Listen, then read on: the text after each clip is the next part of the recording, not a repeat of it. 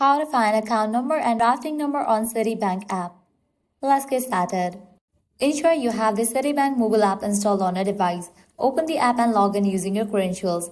Once logged in, navigate to the account section where your various accounts, checking, savings are listed. Tap on the specific account for which you need the routing and account numbers. Then look for an option that says account information or account details or similar. This may be under a submenu or within the account overview.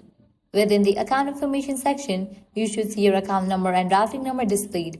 If they are not immediately visible, there might be a show account number or routing number button that you need to tap to reveal the numbers.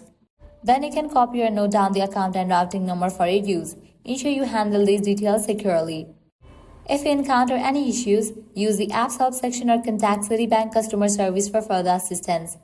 Account number is typically displayed under your account details, sometimes partially marked for security. Routing number is a 9-digit number used to identify your bank for various transactions.